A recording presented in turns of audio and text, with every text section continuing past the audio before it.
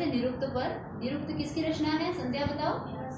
यास्क मुनि की। यास्काचार्य जो है, निरुक्त किस प्रकार का शास्त्र है, कैसा शास्त्र है? जैसे व्याकरण किसी तरह का शास्त्र है ना, निर्वचन शास्त्र है, ठीक है। निरुक्त की पहचान ही है निर्वचन से। तो जब हम निरुक्त की बात करते हैं तो आप लोग हमेशा याद रखिएगा कि उसका मुख्य उद्देश्य जो है निर्वचन करना, निरुक्त का। तो आप लोग जो अभी प्रथम अध्याय पढ़ रहे हैं लक्ष्मी मैडम से, तो प्रथम अध्याय के बाद जो द्वितीय अध्याय है वहीं से निर्वचन का प्रारंभ होता है। प्रथम अध्याय एक तरह से उसकी पृष्ठभूमि है। पृष्ठभूमि क्यों है? पृष्ठभूमि इसलिए है कि जैसे कभी भी कुछ भी अगर हमें सीखना है तो पहले उसके बारे में थोड़ा बहुत जानकारी हो हल्की फुल्की, तब हम उसमें प्रवेश कर पाते हैं। तो निर्वचन जो है, द्वितीय अध्याय से हम लोग निर्वचन की श्रेणी में प्रवेश कर रहे हैं। तो हम लोगों ने इस पर चर्चा की है कि निर्वचन में निर्वचन कैसे किया जाता है, निर्वचन का क्या अर्थ होता है। तो हमने बताया कि संपूर्ण रूप से किसी भी शब्द को, पद को व्याख्यायित कर देना, स्पष्ट कर देना, कह देना, यही निर्वचन कहलाता है। तो निर्वचन को भी हम 3 प्रकार से देखते हैं। 3 प्रकार के शब्दों का निर्वचन किया जाता है। एक तो होता है प्रत्यक्ष वृत्ति शब्द, जिनका प्रकृति प्रत्यय स्पष्ट होता है, थोड़ा सा भी अगर हम उस पर अन्वेषण करें तो वो स्पष्ट हो जाता है और उसके आधार पर हम उस शब्द को कह देते हैं। जैसे कि इसमें अगर आप देखें तो द्वितीय अध्याय का प्रारंभ, सब लोग अपनी अपनी किताब निकालेंगे, उसमें देखेंगे जहाँ द्वितीय अध्याय का प्रारंभ हो रहा है उन्होंने प्रथम, द्वितीय, तृतीय, तीनों प्रकार के शब्दों की चर्चा की है।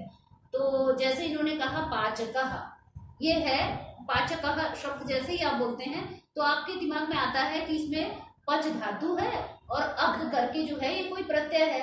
तो अग क्या है? डुबुल प्रत्यय का वो है जिसको डुबो क्या है, डुबोल, डुबुल नकऊ, अरे युवनोर क्या डउल योर नाकऊ, हाँ डुबुलाऊ युवनोर नाकऊ, वैसे करके जो सूत्र है, यू को अन और वू को अग करता है, ठीक है। तो यहाँ पर पाठकः, जैसे पाठकः या पाचकः आप शब्द सुनते हो तो आप प्रत्यक्ष वृत्ति शब्दों में आपको तुरंत पता चल जाता है कि इसमें ये धातु है और ये प्रत्यय है।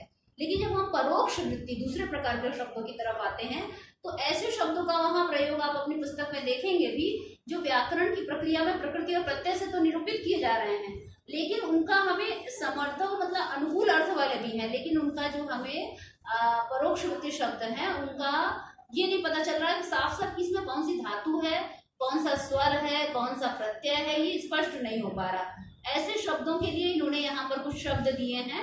ऐसे शब्दों के लिए, परोक्ष वृत्ति शब्दों के लिए भी निर्वचन करना आवश्यक है। जैसे उदाहरण के रूप में इन्होंने अथ अनन्विते अर्थे करके ये शब्द प्रयोग किया है और उदाहरण रूप में उन्द धातु का निश्चय किया है।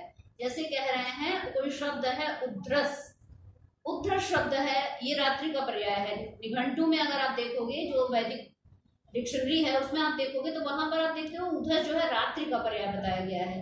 तो अब उधस के लिए कौन सी धातु देखी जाए, तो उधस शब्द का निर्वचन करने के लिए अगर हम देखें तो क्लेदने अर्थ वाली, क्लेदने मतलब गीला करने, इस अर्थ वाली उन्दी धातु जो है उसके साथ असुन प्रत्यय किया गया है, ये तो है।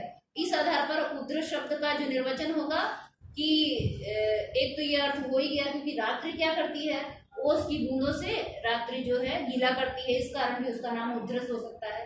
तो इस तरह की थोड़ी कल्पना करनी पड़ती है, कई बार अलग धातु की भी कल्पना करनी पड़ती है जो उससे समानता रखती है। तो समानता रखने वाली किसी धातु का या प्रत्यय के आधार पर उस शब्द का हम निर्वचन करते हैं। निर्वचन निशेषण वचनम, ठीक है। फिर तीसरे प्रकार के शब्द आते हैं जिन्हों अति परोक्ष वृत्ति शब्द कहते हैं। ऐसे शब्दों के निर्वचन के लिए जहां पर ना तो प्रकृति स्पष्ट है ना ही प्रत्यय स्पष्ट है, यानी ना हमें धातु का पता चल रहा है और ना ही प्रत्यय का पता चल रहा है, तब क्या करना चाहिए?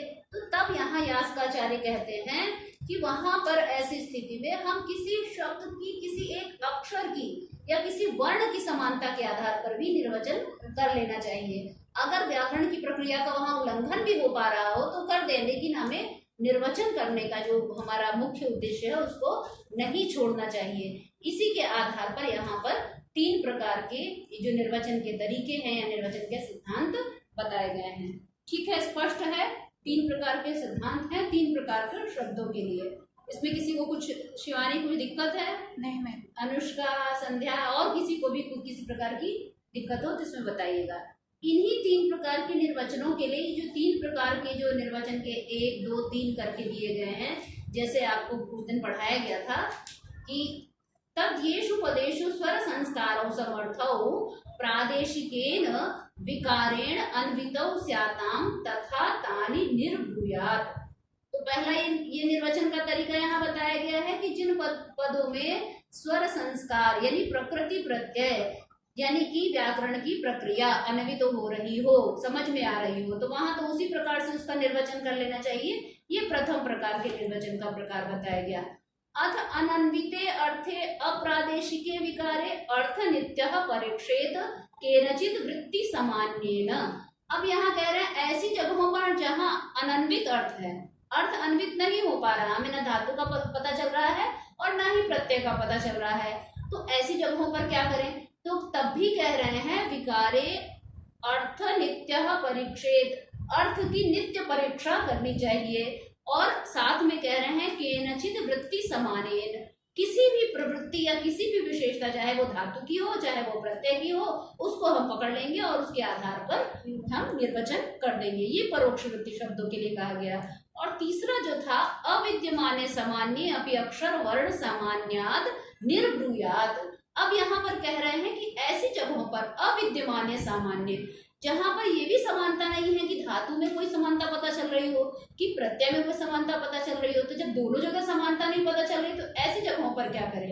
तो यहाँ पर यास्काचार्य मतलब एक बड़ी दृढ़ता से अपनी बात को करते हुए कहते हैं ऐसे अति परोक्ष शब्दों के लिए किसी भी एक वर्ण की या एक अक्षर की या किसी एक स्वर की समानता के आधार पर भी हमें निर्वचन कर लेना चाहिए, निर्वचन अवश्य करना चाहिए। ये बहुत बड़े इसके कह सकते हैं प्रबल समर्थक है कि निर्वचन करना नहीं छोड़ना चाहिए। आगे चल के आप देखोगे कई जगह ये भी कहेंगे कि अगर कहीं व्याकरण की प्रक्रिया का उल्लंघन भी हो रहा है तो आप उल्लंघन भी कर दो, लेकिन अर्थ जो है, आप लोग भी देखते होंगे कि दैनिक जीवन में हम सब के लिए क्या महत्वपूर्ण है, शब्द ज्यादा महत्वपूर्ण है कि अर्थ महत्वपूर्ण है? अर्थ ज्यादा महत्वपूर्ण है। ये बात सत्य है कि अर्थ जो है हवा में नहीं रह सकता, शब्द पर आश्रित रह सकता है, तो शब्द भी महत्वपूर्ण है लेकिन अर्थ मुख्य है। कई बार होता है आप देखते हो कि मुंह से शब्द नहीं बोले जाते, लेकिन हम क्या करते हैं, कोई बात संकेतों से कह दी जा रही है, किसी के मन में कोई बात है, उस बात को हम समझ ले रहे हैं, इस तरह से हम क्या करते हैं, कई बार शब्दों का प्रयोग किए बिना भी अर्थ को ग्रहण कर लेते हैं। इसका मतलब है मुख्यता किसकी है, अर्थ की है। मुख्यता किसकी है, अर्थ की है। तो इसीलिए ये बार बार जोर देकर कह रहे हैं कि अर्थ नित्य परीक्षेत, अर्थ की नित्य परीक्षा करनी चाहिए। ठीक से शिवानी?